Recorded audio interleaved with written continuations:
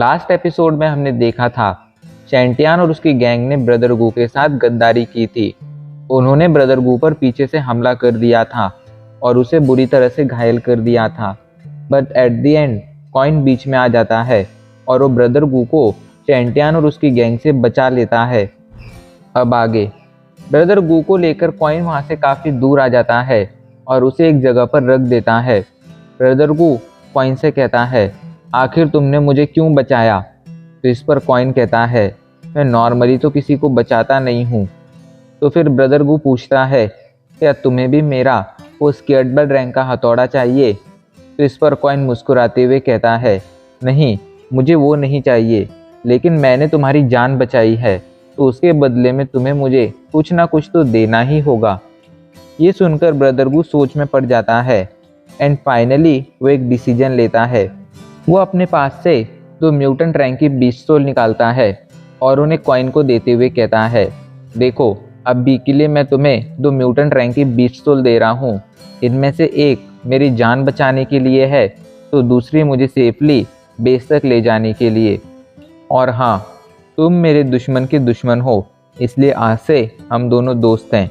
इस पर कॉइन वो दोनों बीस्ट सोल ले लेता है और ब्रदर गू को वहाँ से बेस की तरफ ले जाने लगता है। अब सीन चेंज हो जाता है। अभी के लिए क्विंजुआन अपने ऑफिस में बैठी हुई थी, तभी उसके पास एक मेल आता है।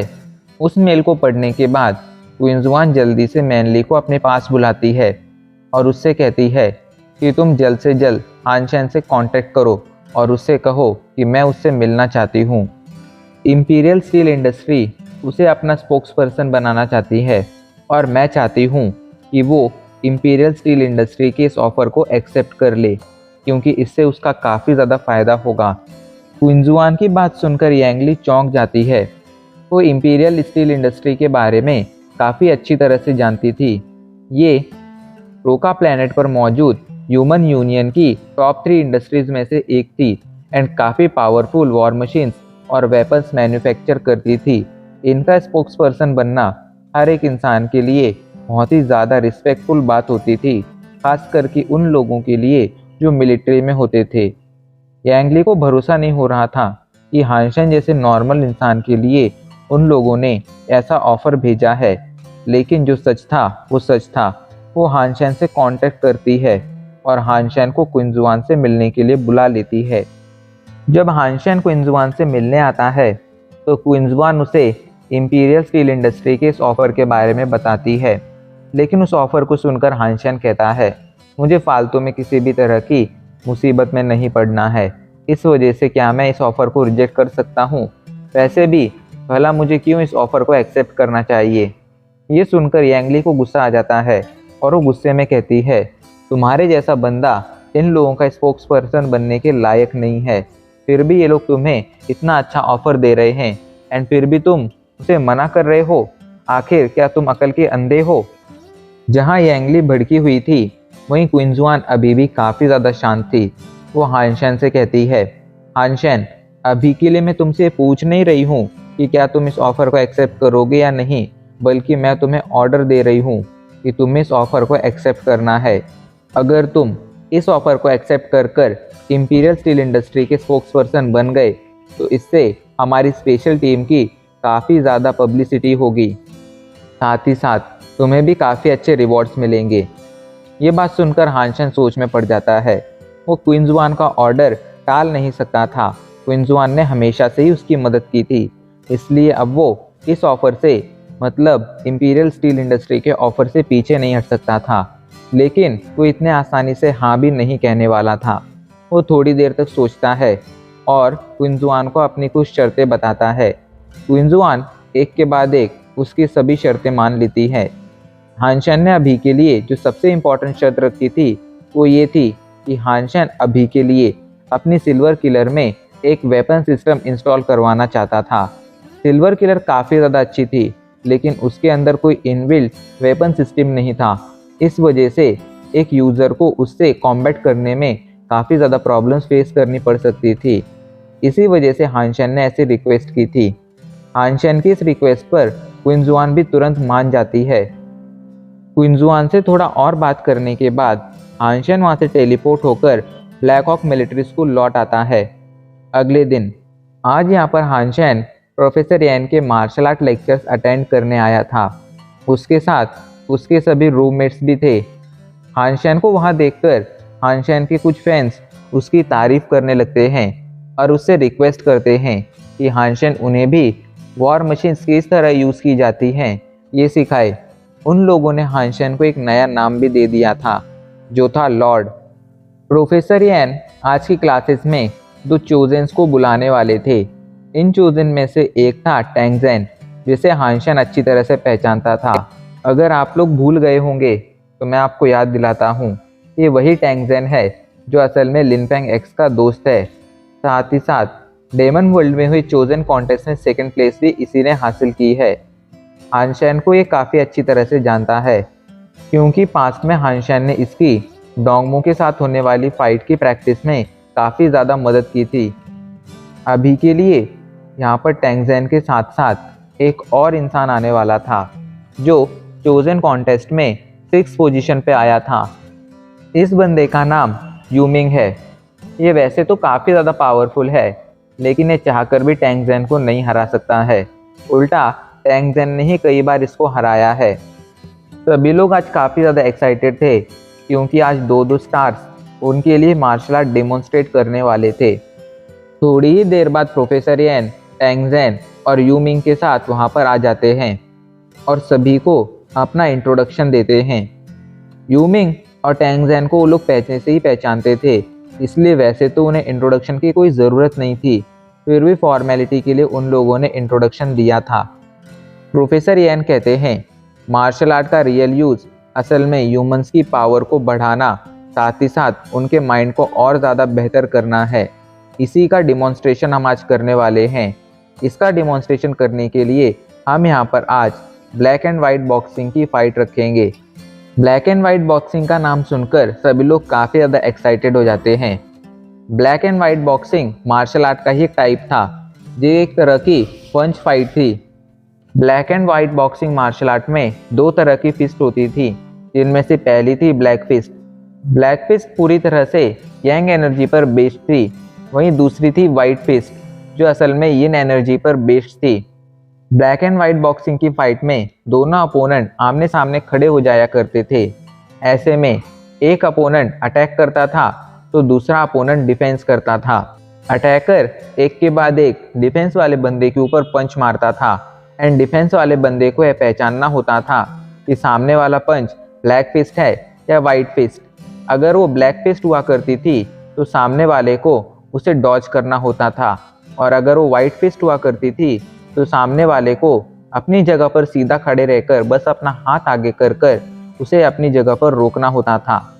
अगर डिफेंस वाला इंसान ब्लैक फिस्ट को डॉज कर देता था एंड वाइट फिस्ट को पकड़ लेता था तो उसे पॉइंट मिलता था, लेकिन अगर वो गलती से ब्लैक फिस्ट को पकड़ने जाता था और वाइट फिस्ट को डॉज करने जाता था तो पॉइंट अटैकर को मिलता था। साथ ही साथ ब्लैक फिस्ट को पकड़ने के चक्कर में उसे एक ज़ोरदार पंच खुद सहना पड़ता था। ऐसे में उसकी बॉडी पर भी काफ़ी ज़्यादा डैमेज आ जाया करता था। प्रोफेसर यैन यूमिंग को और टैंगजेन को black and white boxing demonstrate करने के लिए कहते हैं, लेकिन यूमिंग तुरंत कहता है, अभी के लिए मैं टैंगजेन के साथ फाइट नहीं करना चाहता हूँ, क्योंकि हम दोनों अगर फाइट करेंगे तो इससे कोई फ़ायदा नहीं होगा। ये स्टूडेंट्स कुछ नहीं सीख पाएंगे। अगर हमें इन्हें कुछ सिखाना है तो मेरे हिसाब से हमें इन स्टूडेंट से ही फाइट करनी चाहिए। तो बोलो, तुम लोगों में से कौन मेरा अपोनेंट बनना चाहेगा? यूमिंग की बात सुनकर टैंगजेन मन ही मन मुस्कुराने लगता है। वो समझ रहा था कि यूमिंग अभी के लिए उससे क्यों फाइट नहीं करना चाहता है। टैंगजेन ने पहले भी उसे बुरी तरह से हराया था, इस वजह से अब उसकी टैंगजेन से फाइट करने की हिम्मत नहीं हो रही थी। टैंगजेन जल्दी से यूमिंग के पास जाता है और हानशन की तरफ इशारा करते हुए कहता है, यूमिंग, मैं तुम्हें वार्न कर रहा हूँ, तुम किसी को भी अपना अपोनेंट बना लेना, लेकिन वो लड़का, उसे अपना अपोनेंट मत बनाना। ये कहकर वो हानशन की तरफ इशारा करता है। इधर जब प्रोफेसर यैन सभी से पूछते हैं आखिर कौन यूमिंग का अपोनेंट बनना चाहेगा, तो सभी लोग जल्दी से अपना हाथ ऊपर कर देते हैं, लेकिन हानशन को इसमें कोई इंटरेस्ट नहीं था, इस वजह से उसने अपना हाथ ऊपर नहीं किया था। पर ये देखकर यूमिंग को लगता है कि हानशन काफ़ी ज़्यादा वीक है और वो कहता है कि मैं अभी के लिए उस लड़के को अपना अपोनेंट बनाना चाहूँगा। ये कहकर वो हानशन की तरफ इशारा करता है। वहीं यूमिंग का इशारा अपनी तरफ देख पहले तो हानशन चौंक जाता है, लेकिन जब सभी लोग उससे इंसिस्ट करते हैं तो वो भी यूमिंग का अपोनेंट बनने के लिए मान जाता है। अभी के लिए यूमिंग और हानशन आमने सामने खड़े हुए थे। यूमिंग कहता है चलो फाइट शुरू करते हैं, पर जैसे ही वो ऐसा कहता है एक पंच जोरदार तरीके से आकर उसकी छाती पर लगता है और उस एक ही पंच में उसकी हालत खराब हो जाती है। हानशन जल्दी से कहता है सॉरी, मुझे लगा हमने फाइट शुरू कर दी थी। इधर प्रोफेसर यंग जब ये देखते हैं तो जल्दी से एक्सप्लेन करते हुए कहते हैं हानशन ने अभी के लिए अपने अपोनेंट की वीकनेस का काफ़ी अच्छा फ़ायदा उठाया है। उसका अपोनेंट तैयार नहीं था एंड हानशन ने उसी मौके का यूज़ कर कर अपने अपोनेंट पर हमला कर कर खुद को एक प्लस पॉइंट दे दिया है। लेकिन हाँ, अगर अभी के लिए हानशन अपने अपोनेंट की नाक या आँख पर हमला करता तो इससे उसे और ज़्यादा फ़ायदा होता। इधर यूमिंग जल्दी से खुद को एम्बैरेसमेंट से बचाने के लिए मुस्कुराते हुए कहता है हानशन तुम सच में काफ़ी ज़्यादा टैलेंटेड हो। मुझे लगता है हमें अपनी फाइट को आगे और कंटिन्यू करना चाहिए। इधर टैंगजन मन ही मन कहता है मैंने तो तुम्हें पहले ही वॉर्न किया था, लेकिन तुम्हें ही शो ऑफ करना था, तो अब भुगतो। वहीं जैसे यूमिंग कहता है कि हमें फाइट कंटिन्यू करनी चाहिए तो हानशन तुरंत उस पर एक हमला करने के लिए तैयार हो जाता है। अभी के लिए हानशन का पंच तेजी से उसकी तरफ बढ़ रहा था, लेकिन यूमिंग जब उसे ध्यान से देखता है तो उसे समझ आने लगता है कि हानशन का ये हमला असल में वाइट फिस्ट है, क्योंकि इसके अंदर कोई खास मोमेंटम नहीं था। यही सोचकर वो हानशन के हमले को हवा में ही रोकने के लिए अपना हाथ आगे कर लेता है, लेकिन तभी अचानक से हानशन का पंच सीधा आकर उसकी नाक पर लगता है और उसे उस मोमेंट पर पता चलता है कि ये कोई वाइट फिस्ट नहीं थी बल्कि ब्लैक फिस्ट थी। हानशन ने उस पर दूसरा हमला कर कर उसकी हालत और ज़्यादा खराब कर दी थी। हानशन मन ही मन कहता है तुम मेरा यूज़ कर कर खुद को पावरफुल साबित करना चाहते थे ना, तो देखो आज मैं तुम्हें किस तरह सबक सिखाता हूँ। हानशन कभी भी किसी और को अपना मजाक बनाने की परमिशन नहीं देता था एंड अभी के लिए यूमिंग ने उसका मजाक बनाने की कोशिश की थी। ऐसे में वो यूमिंग को कैसे छोड़ सकता था। दूसरी बार भी पंच खाने की वजह से यूमिंग को और गुस्सा आ जाता है और वो हानशन को और हमले करने के लिए कहता है, लेकिन जब भी उन हमलों को देखता था तो उसे लगता था कि वो वाइट फिस्ट हैं, लेकिन असल में वो हर एक हमला ब्लैक फिस्ट ही निकलता था एंड इस वजह से अभी के लिए यूमिंग की हालत हद से ज़्यादा खराब हो गई थी। हानशन ने उसे कई सारे पंच मारे थे एंड हर एक पंच जाकर यूमिंग को लगा था, इस वजह से अब उसके लिए ठीक से खड़ा होना भी काफ़ी ज़्यादा मुश्किल हो गया था। पर अब हानशन का अटैकिंग टाइम ख़त्म हो जाता है। अब बारी थी यूमिंग के अटैकिंग टाइम की और हानशन को डिफेंस मोड में खड़ा होना था। ये देखकर यूमिंग जल्दी से खुश हो जाता है। उसे लग रहा था कि अब वो इस मौके का यूज़ कर कर खुद को बेइज्जती से बचा सकता है। यही सोचकर वो तैयार हो जाता है और हानशन पर एक ज़ोरदार पंच मारता है। पंच तेजी से हानशन की तरफ बढ़ रहा था। कोई भी जब ये देखता तो उसे लगता कि ये पंच असल में ब्लैक फिस्ट है, लेकिन यूमिंग अच्छी तरह से जानता था कि ये एक वाइट फिस्ट है, क्योंकि अभी के लिए उसने हानशन को कंफ्यूज करने के लिए इसमें काफ़ी सारी फोर्स ज़रूर लगाई थी, लेकिन वो फोर्स एक पॉइंट पर पहुंचने के बाद अपने आप ही खत्म हो जाने वाली थी। यूमिंग को पूरा भरोसा था कि हानशन उसके इस हमले को नहीं पहचान पाएगा। उसका पंच तेजी से हानशन की तरफ बढ़ रहा था, लेकिन तभी हानशन अपना हाथ आगे करता है और हवा में ही उसके पंच को रोक देता है। मतलब हानशन ने पहचान लिया था कि ये फिस्ट असल में एक वाइट फिस्ट है। प्रोफेसर येन हानशन की तारीफ करते हुए कहते हैं हानशन ने अभी के लिए ह्यूमन साइकोलॉजी को काफ़ी अच्छी तरह से समझ लिया है। वो इसका यूज़ कर कर आसानी से पहचान पा रहा है कि सामने वाला अपोनेंट कौन सा अटैक कर रहा है। साथ ही साथ वो अपने माइंड को भी काफ़ी ज़्यादा क्लियरली कंट्रोल कर पा रहा है, इसलिए वो तुरंत एंड मोमेंट पर डिसीजन ले पा रहा है।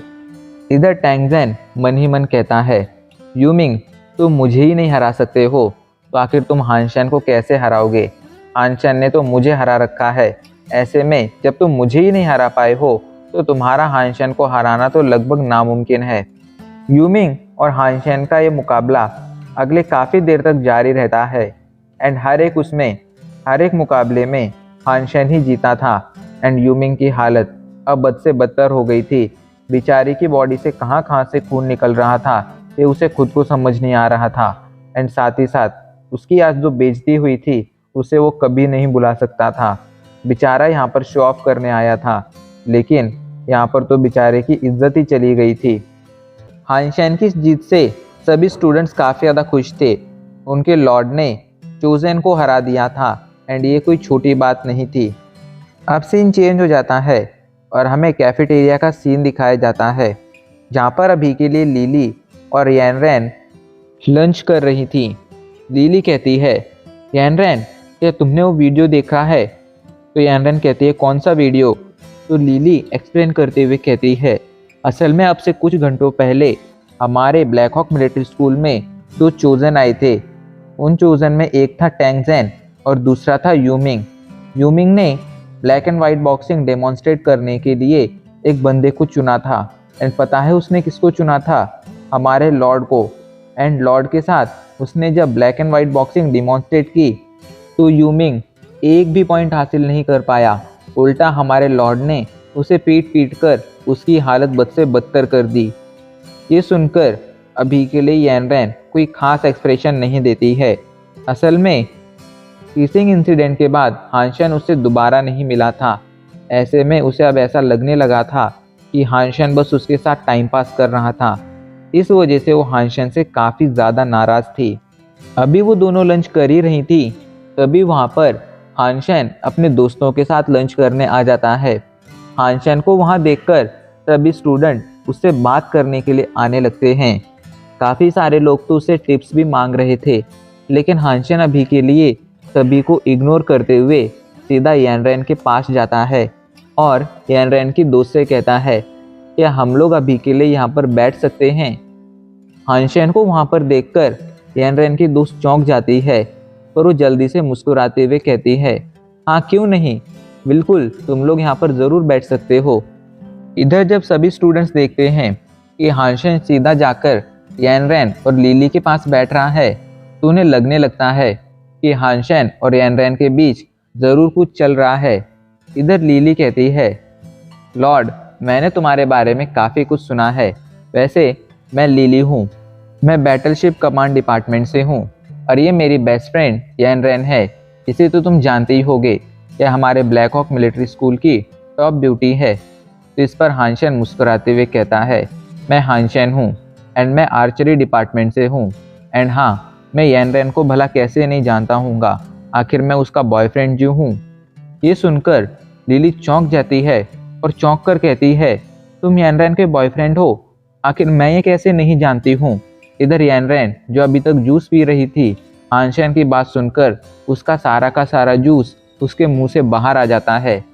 अभी के लिए जिस किसी ने भी ये बात सुनी थी वो लोग आपस में खुसर फुसर करने लगते हैं लेकिन तभी वहाँ पर यूफेंग आ जाता है। यूफेंग ने अभी के लिए हानशन की बात सुन ली थी। वो गुस्से में कहता है, तुम खुद को यानरेन का बॉयफ्रेंड कह रहे हो, अगर तुम्हें यानरेन का बॉयफ्रेंड बनना है तो उसके लिए तुम्हें मुझे हराना होगा। तो इस पर हानशन मुस्कुराते हुए कहता है, मैं तो तुम्हें पहले ही हरा चुका हूँ। तो यूफेंग को भी गुस्सा आ जाता है। वो गुस्से में कहता है, आखिर तुमने मुझे कब हराया, कुछ भी मत फेंको। तो हानशन मुस्कुराते हुए कहता है, क्या तुम भूल गए मैंने तुम्हें 20 पॉइंट्स के गैप से हराया था, अब इससे ज़्यादा मैं और क्या ही कहूँ। यूफेंग को हानशन की बात सुनकर कुछ समझ नहीं आता है लेकिन तभी यानरेन की दोस्त लिली के दिमाग में कुछ ट्रिगर होता है और वो अचानक से शौक के साथ कहती है, तो माई जीएफ इज यानरेन, ये तुम्हारी आईडी है? और उसकी ये बात सुनकर सभी लोग समझ जाते हैं कि हानशन असल में क्या कहना चाहता है। तभी यानरेन जल्दी से उठती है और हानशन से कहती है, अभी के लिए तुम मेरे साथ आओ, मुझे तुमसे कुछ ज़रूरी बात करनी है। लेकिन तभी बीच में लिली आ जाती है। लिली उन दोनों को घूरते हुए कहती है, हानशन मैंने तुम्हें स्टारी कप और स्कूल के कैफेटेरिया के अलावा भी और भी कहीं तो देखा है। ये कहकर वो अपने दिमाग पर जोर देने लगती है एंड फाइनली उसे याद आ जाता है कि आज से कुछ दिनों पहले उसने एक कपल को देखा था जो पब्लिक प्लेस पर किस कर रहे थे। एंड वो समझ जाती है कि वो दोनों असल में यानरेन और हानशेन ही थे। वो जल्दी से यानरेन को छेड़ते हुए कहती है, यानरेन, पहले तो तुमने एक बॉयफ्रेंड बना लिया एंड फिर तुमने मुझे उसके बारे में बताया भी नहीं, एंड अब तुम लोग डेट भी कर रहे हो। ये बात बिल्कुल भी अच्छी नहीं है। तुम्हें अपने बेस्ट फ्रेंड को इस बारे में बताना चाहिए था। तो यानरेन हड़बड़ाते हुए कहती है, मैं तुम्हें ये इजीली एक्सप्लेन नहीं कर सकती हूँ। तो बीच में हानशेन आ जाता है एंड यानरेन से कहता है, आखिर तुम क्या एक्सप्लेन नहीं कर सकती हो? ये सभी जानते हैं कि तुम मेरी गर्लफ्रेंड हो एंड ये फैक्ट है, ये सच्चाई है। ये कहकर वो यानरेन के और ज़्यादा क्लोज आ जाता है एंड अब सभी लोग उनकी इस जोड़ी की तारीफ करने लगते हैं। वहीं यूफेंग के बेचारे के चेहरे के एक्सप्रेशन अभी के लिए देखने लायक थे। इधर यानरेन और हानशेन की इस सीक्रेट के रिवील होने से अभी के लिए उन दोनों के दोस्त काफ़ी ज़्यादा खुश थे। अब सीन चेंज हो जाता है और हमें कुछ घंटों बाद का सीन दिखाया जाता है। अभी के लिए कमरे में हानशेन के दोस्त इंटरनेट पर सर्फिंग कर रहे थे। तभी उन्हें पता चलता है कि स्टार ऑर्गेनाइजेशन ने अभी के लिए हानशेन को सारी कप के हर एक मैच से डिस्क्वालीफाई कर दिया है। उन लोगों ने ऐसा क्यों किया है, इसके बारे में उन लोगों ने किसी को कोई एक्सप्लेनेशन नहीं दी है। बस उनका इतना कहना है कि अभी के लिए हानशेन ने कंपटीशन के रूल्स तोड़े हैं एंड इस वजह से वो लोग हानशेन को कंपटीशन से डिस्क्वालीफाई कर रहे हैं। हानशेन के दोस्त जब उससे इस बारे में कहते हैं तो हानशेन मुस्कुराते हुए कहता है, ये तो बस एक चैंपियनशिप है, हमें इसकी इतनी ज़्यादा चिंता नहीं करनी चाहिए और मेरे पास अभी के लिए इस चैंपियनशिप से भी ज़्यादा ज़रूरी काम है। तो उसका दोस्त उससे कहता है, हानशेन, अगले महीने यानी सितंबर की 10 तारीख को स्टारी कप का फाइनल है एंड बहुत से लोग ये कह रहे हैं कि अगर तुम उसमें पार्टिसिपेट नहीं करोगे तो वो लोग मैच नहीं देखेंगे। तो इस पर बस हानशेन मुस्कुरा देता है। उसे सच में कुछ फ़र्क नहीं पड़ता था इन चीज़ों से। अभी के लिए उसके पास ज़रूरी काम था और उसे वो करना था। हानशेन वहाँ से सीधा इंपीरियल स्टील इंडस्ट्री के लिए रवाना हो जाता है। इधर इंपीरियल स्टील इंडस्ट्री में हमें एक लड़की को दिखाया जाता है जो अभी के लिए इंचार्ज चैंग से लड़ रही थी। वो कह रही थी, आखिर आप ऐसा कैसे कर सकते हैं? आप मेरा रोल किसी और को कैसे दे सकते हैं? आप किसी और को मेन लीड कैसे बना सकते हैं? तो इस पर इंचार्ज चैंग कहते हैं, इसमें गलत क्या है यूजुन? वो लड़का मेल लीड है और तुम फीमेल लीड हो। ऐसे में तुम दोनों के साथ हमने किसी भी तरह का डिस्क्रिमिनेशन नहीं किया है। तो इस पर यूजुन गुस्से में कहती है, इंचार्ज चैंग, मैंने स्क्रिप्ट पढ़ी है एंड उसे पढ़ने के बाद मैं पूरी तरह से समझ गई हूँ कि इस प्रमोशन फिल्म में मेरा रोल सिर्फ एक नॉर्मल इंसान जैसा है। आप मुझे बस एक बेचारी लड़की की तरह प्रमोट करना चाहते हैं। बाकी जो रियल एक्शन रोल है वो तो आपने उस लड़के हानशेन को दे दिया है। तो इस पर इंचार्ज चैंग गुस्से में कहते हैं, यूजुन, अभी के लिए हमने डिसीजन ले लिया है और हम तुम्हारे सीनियर हैं। तुम अभी के लिए एक मिलिट्री स्टूडेंट हो। ऐसे में तुम अपने सीनियर के ऑर्डर्स को मना नहीं कर सकती हो। तुम्हें अपने सीनियर्स के ऑर्डर मानने ही होंगे और मैं अभी के लिए तुम्हें ऑर्डर दे रहा हूँ कि तुम्हें हानशेन के साथ प्रमोशन फिल्म शूट करनी है और उसमें तुम्हें स्क्रिप्ट के मुताबिक ही रोल करना है। तो इस पर यूजुन के पास अब और कोई चारा नहीं था और उसे इंचार्ज चैंग की बात माननी पड़ती है। लेकिन उसने डिसाइड कर लिया था कि वो उस बंदे का टेस्ट लेकर रहेगी जिसने उससे उसका मेन रोल छीना है। वहीं जब हानशेन इंपीरियल स्टील इंडस्ट्री पहुंचता है तो वहां पर उसकी मुलाकात इंचार्ज चैंग से होती है। वो हानशेन से कुछ बातें करते हैं जिसके बाद वो हानशेन को अपनी अगली वॉर मशीन दिखाते हैं। ये असल में T10 प्रोटोटाइप था।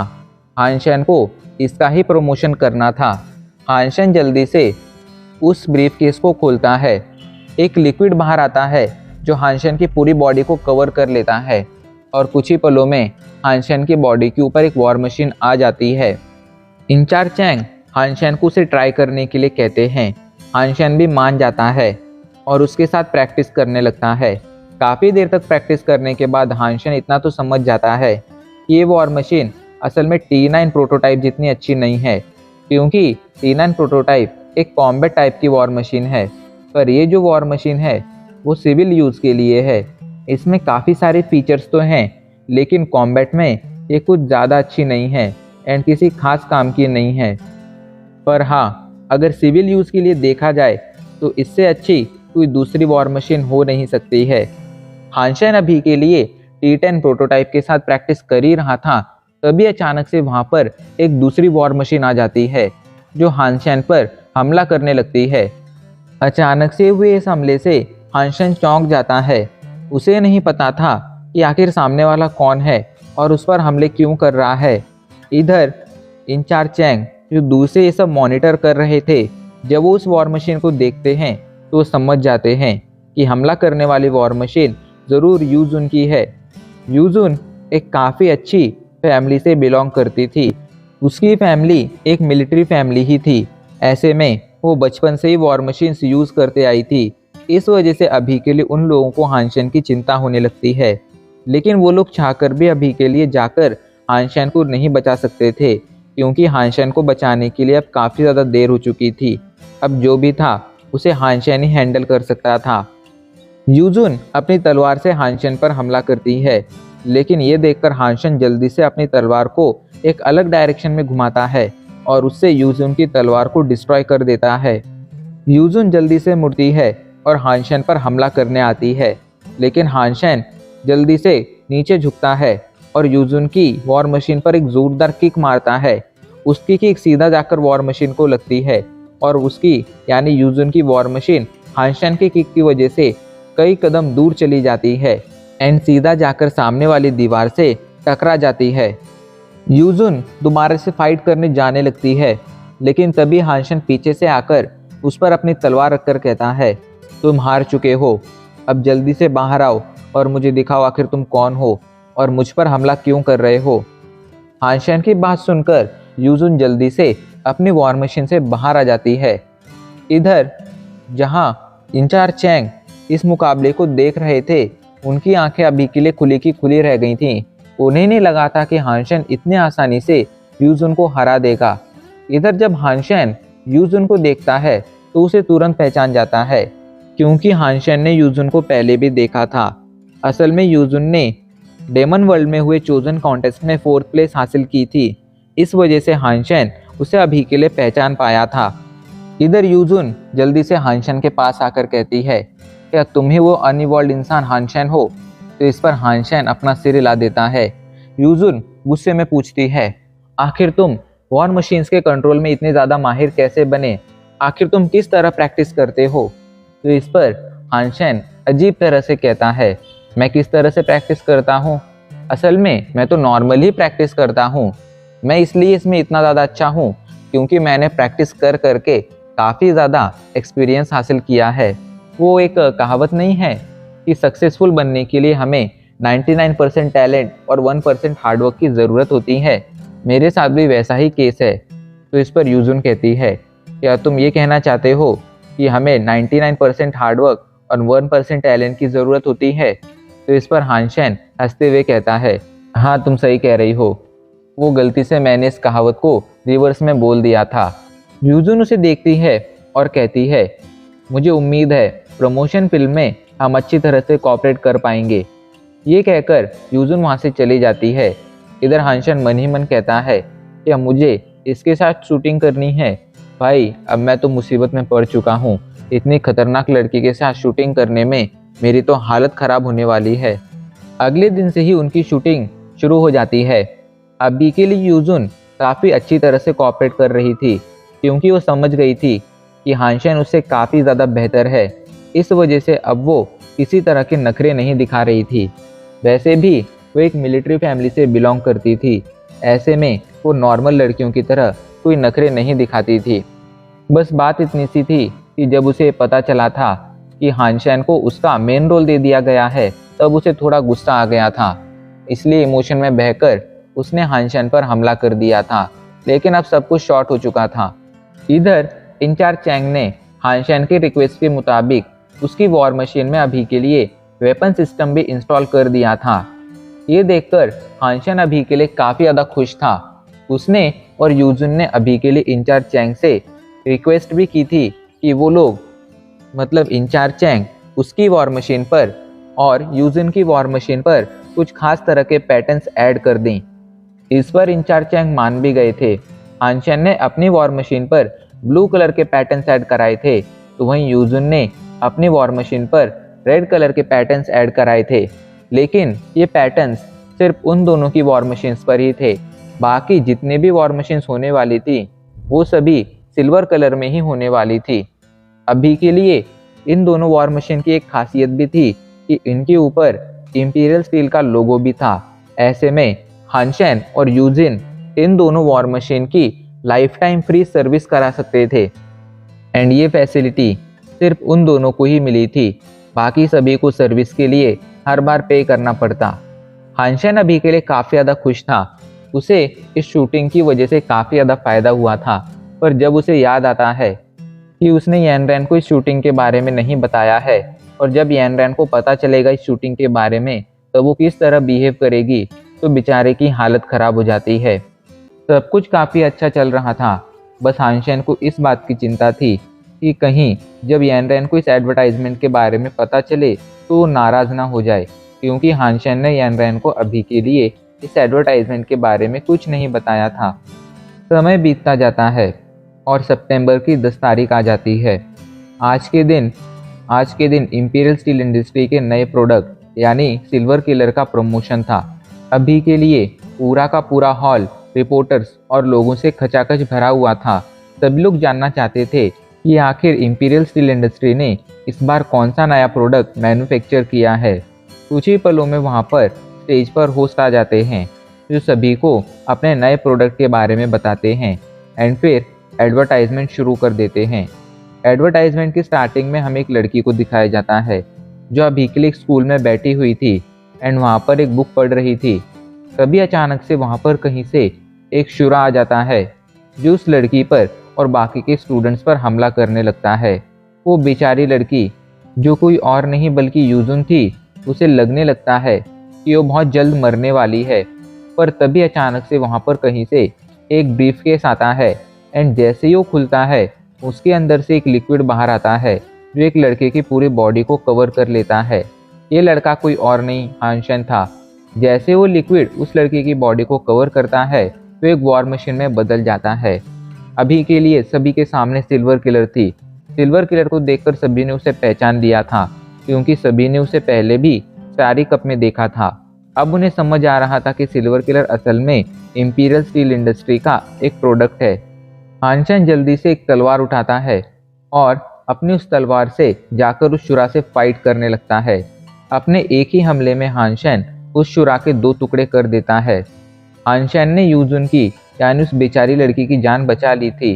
वो लड़की हानशेन को थैंक यू बोलने आती है, लेकिन तभी अचानक से ज़मीन हिलने लगती है और वहाँ पर कई सारे शुरा आ जाते हैं जो सिल्वर किलर को देखकर हंसते हुए कहते हैं, तुमने एक को तो मार दिया, लेकिन तुम हम सभी का सामना कैसे करोगे।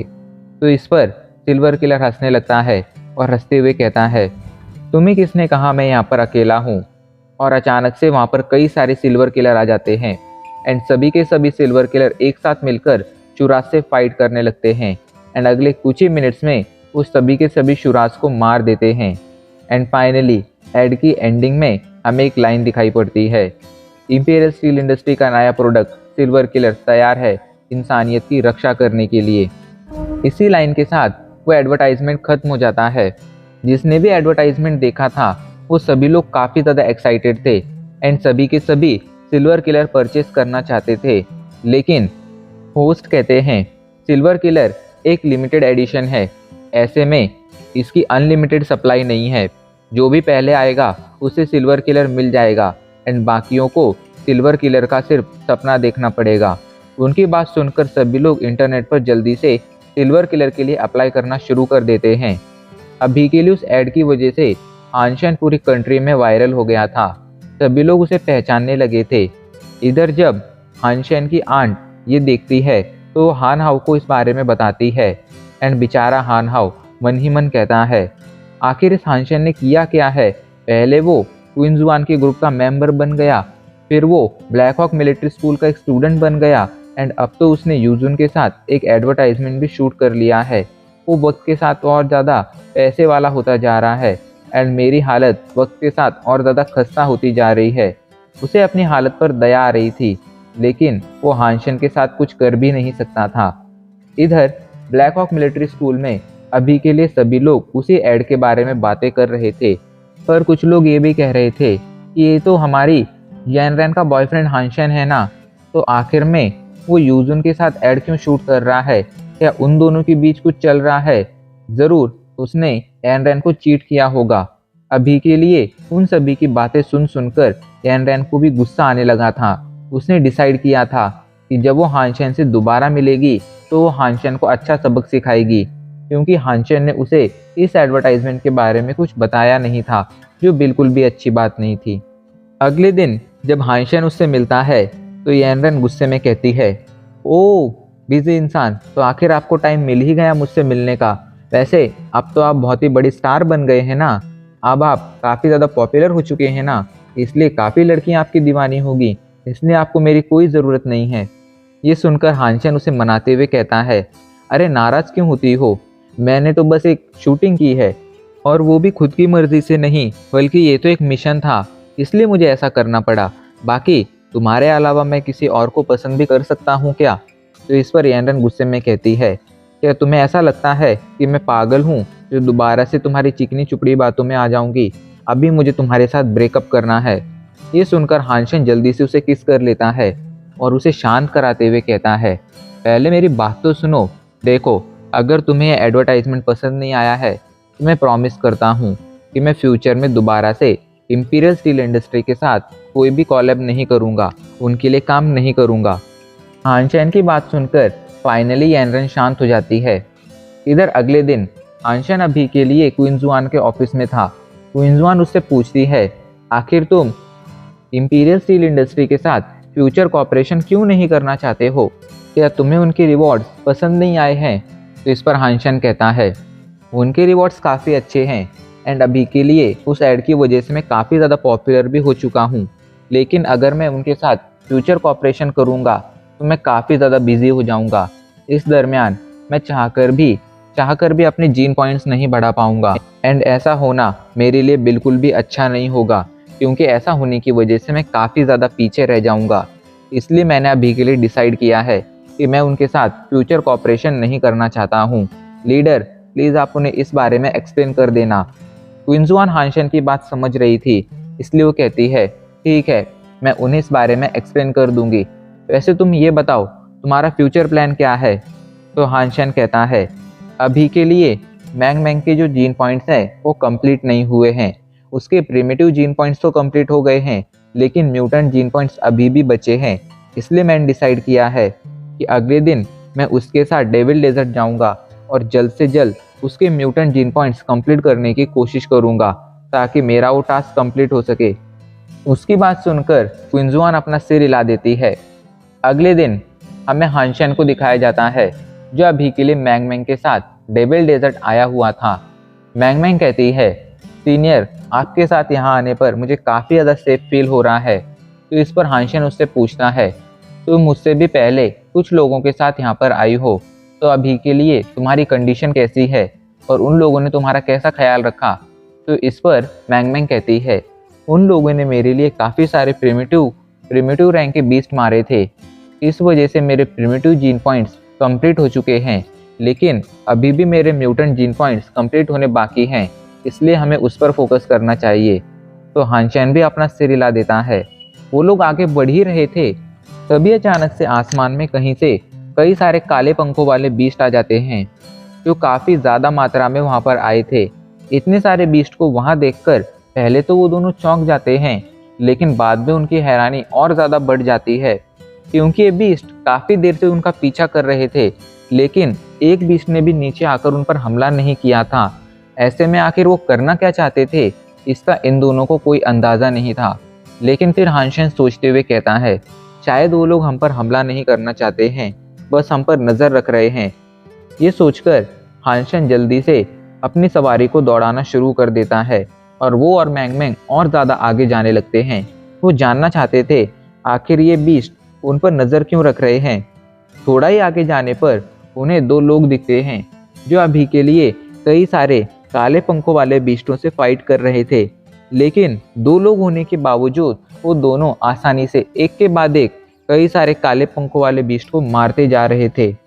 मैंग मैंग जब उन दोनों को देखती है तो मैंग मैंग उनमें से एक लड़की को पहचान जाती है। ये लड़की कोई और नहीं बल्कि पिंकविंग थी। पिंकविंग की फैमिली और मैंग मैंग की फैमिली, ये लोग काफ़ी पुराने बिजनेस पार्टनर थे, इसलिए मैंग मैंग उन्हें जानती थी। पर जब हानशन ने मैंग मैंग से उस बारे में सुना था तो समझ गया था कि मैंग मैंग और पिंकविंग कोई क्लोज फ्रेंड्स नहीं हैं, इसलिए उसने डिसाइड किया था कि अभी के लिए वो लोग जाकर उस फाइट को ज्वाइन नहीं करेंगे। उन लोगों की फाइट काफ़ी देर तक चलती है। पिंकविंग के अलावा वहाँ पर जो दूसरा मेंबर था वो एक लड़का था।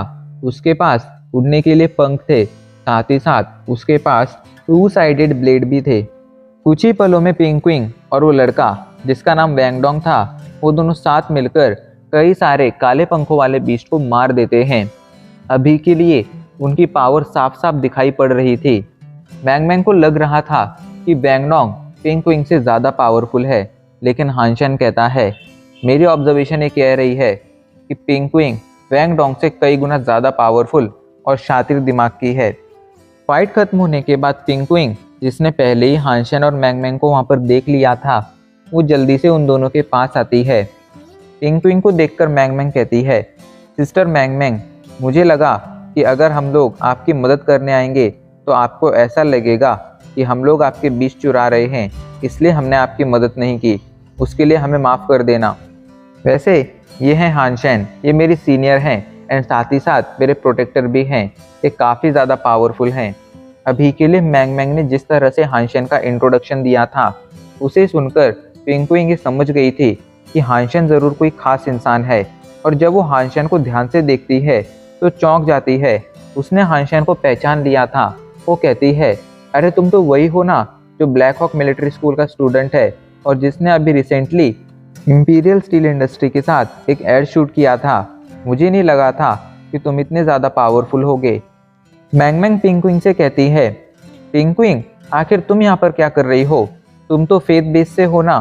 तो इस पर पिंकविंग कहती है, हमें स्टील आर्मर बेस में ज़रा काम था, इसलिए हम स्टील आर्मर बेस जा रहे हैं। वैसे तुम स्टील आर्मर बेस से हो ना, तो क्या तुम हमें वहाँ तक ले जा सकती हो? मैंग मैंग हाँ बोलने ही वाली थी, लेकिन तभी हानशन बीच में आकर कहता है, मिस पिंकविंग, देखिए अभी के लिए हमारे पास स्टील आर्मर बेस का मैप है और स्टील आर्मर बेस यहाँ से ज़्यादा दूर नहीं है। अगर आप वहाँ जाना चाहती हैं तो आप इस मैप का यूज़ कर कर वहाँ पर इजीली जा सकती हैं। वो हमें अभी कुछ बीस्ट के शिकार करने हैं, इस वजह से हम आपके साथ नहीं आ सकते हैं। हानशन की बात सुनकर पिंकविंग शांत हो जाती है, लेकिन फिर वो अजीब सी मुस्कान के साथ कहती है, अगर ऐसी बात है तो कोई बात नहीं, हम लोग भी तुम्हारे साथ शिकार पर आते हैं। देखो अगर हम तुम लोगों के साथ शिकार पर आएंगे तो तुम्हें कोई प्रॉब्लम तो नहीं होगी ना? तो इस पर हानशन कुछ कह पाता उससे पहले ही मैंग मैंग कहती है, हमें भला क्या प्रॉब्लम होगी, आप हमारे साथ शिकार पर चल सकती हैं।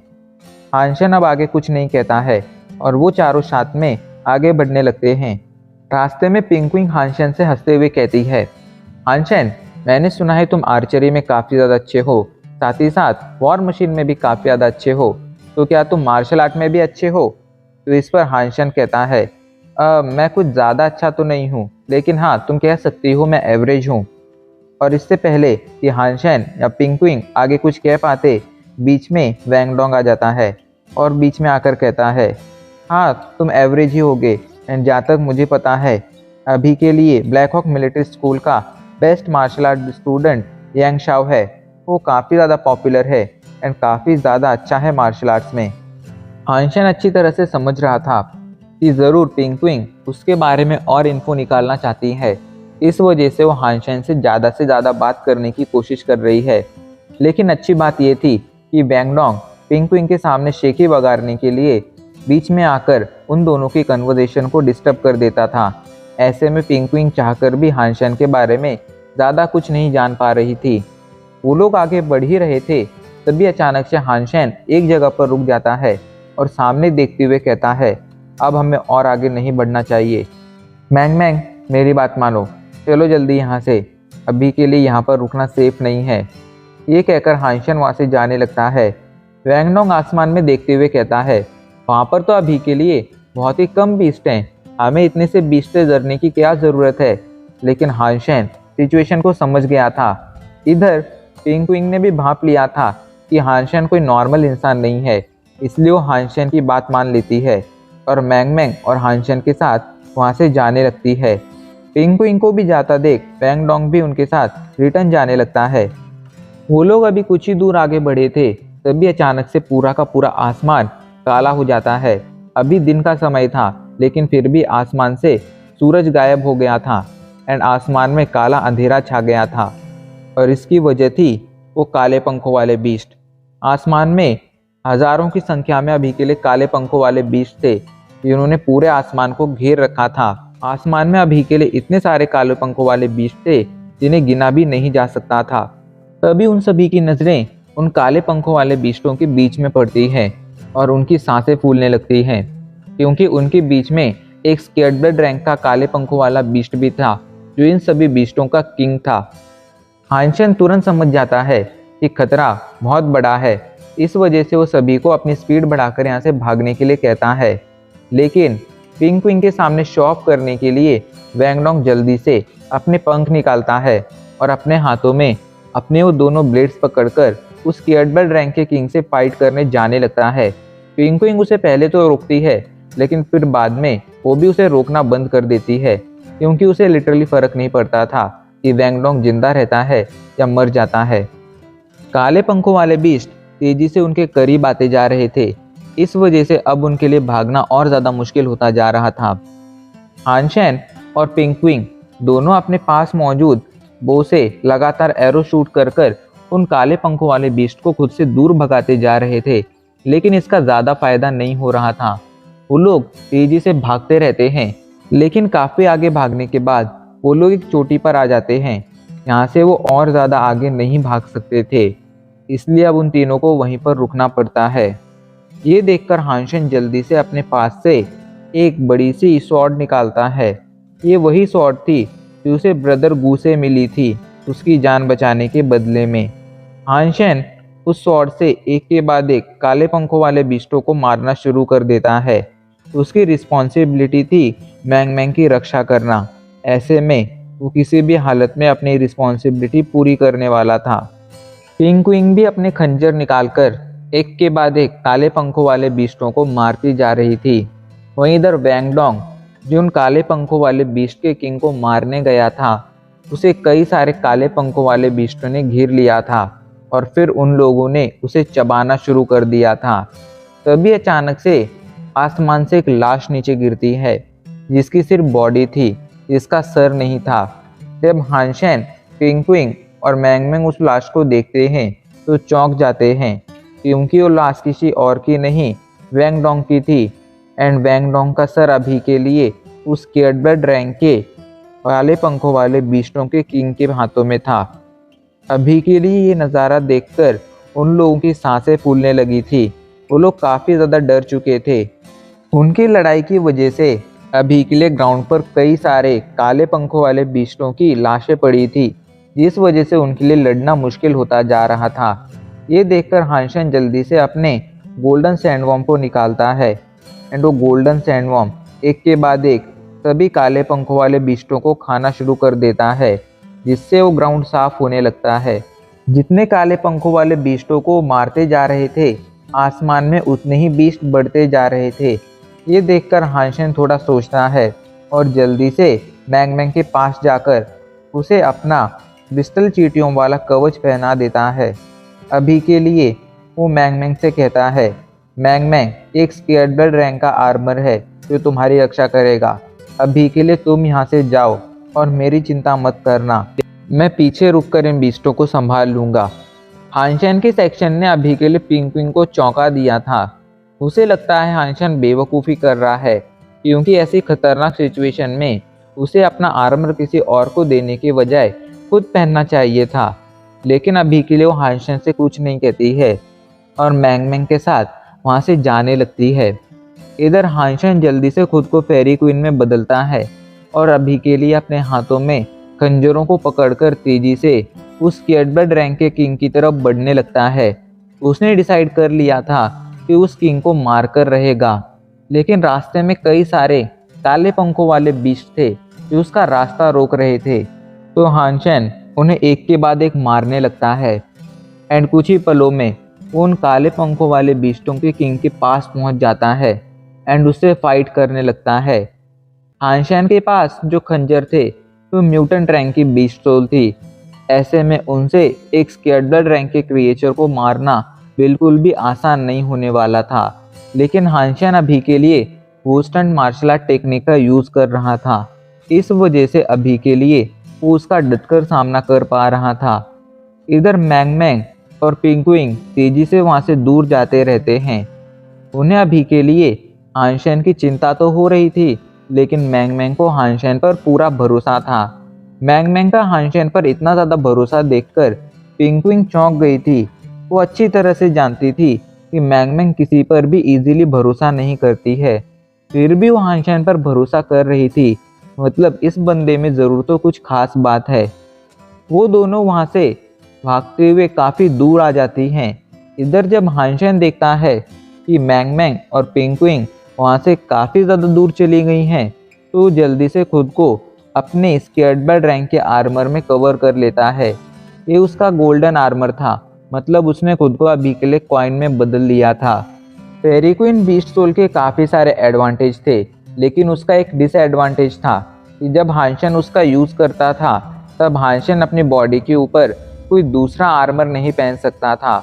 हाँ, पेरिक्विन के पास खुद का भी एक आर्मर था, लेकिन उसकी पावर एक स्केर्डबर्ड रैंक के आर्मर से काफ़ी कम थी। इसलिए हानशेन ने खुद को अभी के लिए कॉइन में बदल लिया था। कॉइन में बदलते ही हानशेन तेजी से उस बीस्ट से फाइट करने लगता है और अपने खंजरों से उसे बुरी तरह से घायल कर देता है। अभी के लिए वो बीस्ट किंग भी समझ गया था कि वो हानशेन को इतने आसानी से खुद से दूर नहीं कर सकता है। पता नहीं उस बीस्ट किंग को अचानक से क्या होता है, वो जल्दी से नीचे की तरफ बढ़ना शुरू कर देता है और कुछ ही पलों में ज़ोरदार तरीके से ज़मीन से आकर टकरा जाता है। लेकिन ज़मीन से टकराते ही अचानक से वो ज़मीन धंस जाती है और हानशेन और वो बीस्ट किंग सीधा जाकर एक गुफा में गिरते हैं। अभी के लिए वो दोनों एक अंडरग्राउंड गुफा में आ गए थे। ये देखकर हानशेन खुश हो जाता है, क्योंकि अभी के लिए उसके पास इस बीस्ट किंग को मारने का अच्छा मौका था। वो उसे मारने जा ही रहा था, लेकिन तभी अचानक से गुफा में कहीं से बहुत तेज रोशनी आने लगती है। हानशेन जब उस रोशनी को देखता है तो उसे पता चलता है कि ये रोशनी असल में तितलियों से निकल रही है। हानशेन समझ जाता है कि ये तितलियां भी बीस्ट हैं और हानशेन उन्हें मारना शुरू कर देता है। लेकिन हानशेन जैसे ही एक तितली को मारता है, हानशेन का हमला लगते ही वो तितली मर जाती है। लेकिन मरने के बाद वो एक फ्लेम में बदल जाती है और जैसे ही वो फ्लेम हानशेन से आकर टकराती है, हानशेन का आर्मर तेजी से गर्म होने लगता है।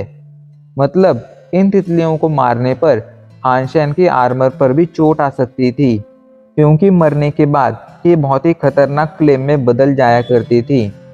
उस तितली के मरने पर हानशेन की पावर स्क्रीन पर एक नोटिफिकेशन आता है, वुश तितली मारी गई, आपको वुश तितली की विस्टोल हासिल हुई है, लेकिन इसका मीट कंज्यूम नहीं किया जा सकता है। हानशेन ने बात सुनकर चौंक गया था कि इस बीस्ट का मीट कंज्यूम नहीं किया जा सकता है। हानशेन एक के बाद एक इन तितलियों को मारना शुरू कर देता है, लेकिन मरने के बाद वो तितलियां फ्लेम में बदल जाया करती थी, जो जब हानशेन के आर्मर से टकराता था तो हानशेन का आर्मर डैमेज होने लगता था। हानशेन काफ़ी सारी तितलियों को मार देता है। अब वहाँ पर एक ही तितली बची थी। हानशेन जल्दी से उस तितली को भी मार देता है। उसने लगभग सभी तितलियों को मारकर ख़त्म कर दिया था। लेकिन जैसे ही वो तितली मरती है, अचानक से ही वहाँ पर एक ज़ोरदार धमाका होता है और उस धमाके के होते ही वहाँ पर कहीं से और बहुत सारी तितलियाँ आ जाती हैं। ये सभी भी गुश तितलियाँ थीं एंड ये सभी देखने में म्यूटेंट रैंक या स्केर्डबर्ड रैंक की लग रही थीं।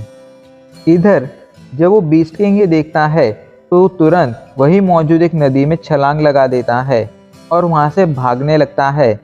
हानशेन उस पर अपने एरो से शूट करता है और उसका पीछा करने लगता है, लेकिन हानशेन ज़्यादा देर तक पानी में सांस नहीं ले सकता था। इस वजह से अभी के लिए उसे इस बीस्ट किंग को जाने देना पड़ता है, लेकिन उसने डिसाइड कर लिया था फ्यूचर में जब उसे मौका मिलेगा तब वो इस बीस्ट किंग को मार डालेगा। खैर, अब वो पानी से बाहर आता है और अपने पास आई इस नई घूस तितली की बीस्ट सोल को देखता है। ये एक प्रिमिटिव रैंक की बीस्ट सोल थी। हानशेन जब उस प्रिमिटिव रैंक की बीस्ट सोल को बाहर निकालता है तो उसके हाथों में एक अजीब सा चक्र आ जाता है जो देखने में बूमरैंग जैसा लग रहा था। उस बूमरैंग को देखकर हानशेन पहले तो शॉक हो जाता है, लेकिन फिर वो जल्दी से इसका डिस्क्रिप्शन चेक करता है और उसे पता चलता है कि ये बूमरैंग सिर्फ एक बार यूज़ करने वाली बीस्ट सोल है। मतलब अभी के लिए उसे एक बार यूज़ करने वाली बीस्ट सोल हासिल हो गई थी। इस बीस्ट सोल की खासियत ये होती थी कि अगर इसका यूज़ किया जाए तो इससे एक रैंक आगे वाले बीस्ट को भी बुरी तरह से घायल किया जा सकता था। मतलब अभी के लिए उसके हाथ में जो प्रिमिटिव रैंक की बीस्ट सोल थी उसका यूज़ कर कर वो म्यूटेंट रैंक के किसी क्रिएचर को भी घायल कर सकता था, जो किसी नॉर्मल प्रिमिटिव रैंक की बीस्ट सोल से करना लगभग नामुमकिन होता था। लेकिन इसका एक डिसएडवांटेज था कि इसका यूज़ सिर्फ एक ही बार किया जा सकता था। हानशेन थोड़ा सोचता है एंड फिर उस बीस्ट सोल का यूज़ करता है, लेकिन जैसे ही उसकी बीस्ट सोल दीवार से जाकर टकराती है वो फ्लेम में बदल जाती है और एक ज़ोरदार धमाका होता है। लेकिन उस धमाके की वजह से वो तितलियाँ जो अभी तक शांत थीं एंड जिनकी नज़रें हानशेन पर नहीं पड़ी थीं, उनकी नज़रें हानशेन पर पड़ जाती हैं और वो हानशेन पर हमला करने आने लगती हैं। ये देखकर हानशेन एक के बाद एक उन सभी तितलियों को मारना शुरू कर देता है। उसे भी नहीं पता चल रहा था कि वो कितनी स्पीड से इतनी सारी तितलियों को मारता जा रहा था। लेकिन दुख की बात ये थी कि वो जितनी भी तितलियों को मारता जा रहा था वो सभी फ्लेम में बदल जाया करती थी और सीधा आकर उसके आर्मर से टकरा जाया करती थी। इस वजह से उसका आर्मर अब लगभग पिघलने लगा था।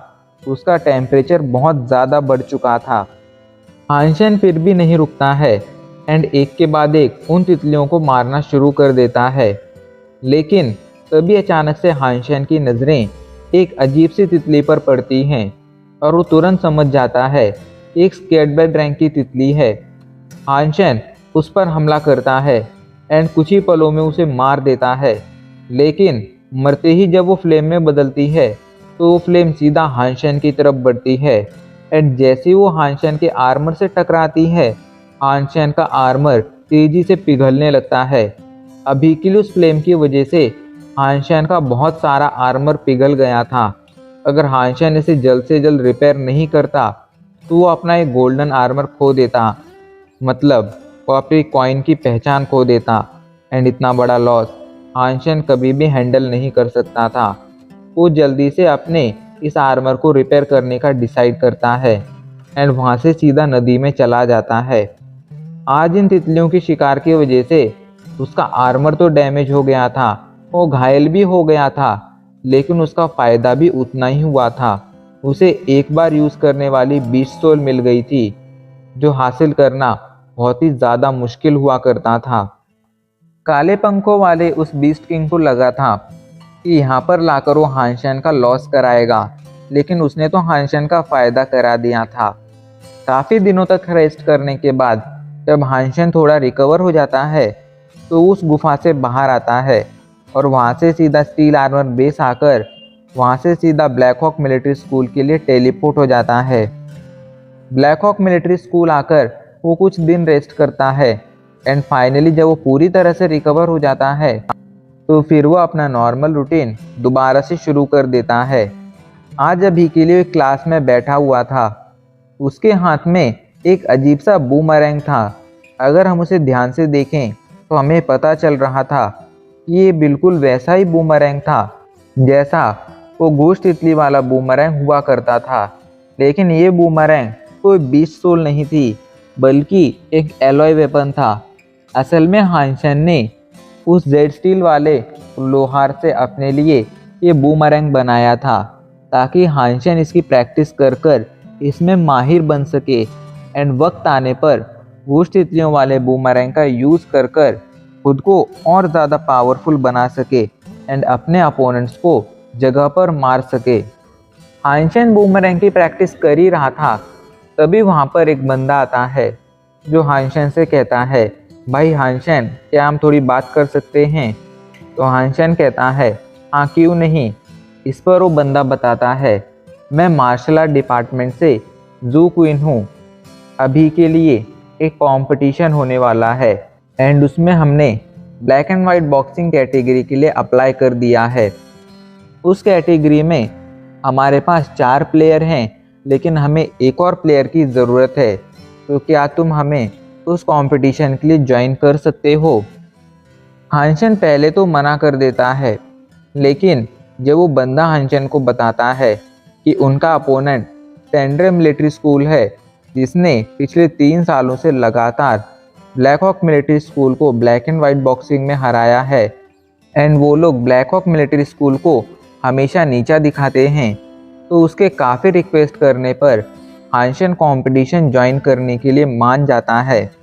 अपने मिलिट्री स्कूल की रेपुटेशन बचाना उसकी रिस्पॉन्सिबिलिटी थी, ऐसे में वो पीछे नहीं हट सकता था। जब वो बंदा सुनता है कि हानशेन मान गया है, तो वो खुश हो जाता है और हानशेन को रजिस्ट्रेशन करने के लिए कहता है। रजिस्ट्रेशन का प्रोसेस काफ़ी यूज़र फ्रेंडली था, इसलिए हानशेन इजीली रजिस्ट्रेशन भी कर देता है। एंड अब इसी के साथ हमारा एपिसोड आज यहीं पर ख़त्म हो जाता है। गाइज, अगर आपने अभी तक इस वीडियो को लाइक नहीं किया है तो प्लीज़ कर दीजिए एंड हमारे चैनल को भी सब्सक्राइब कर लीजिए।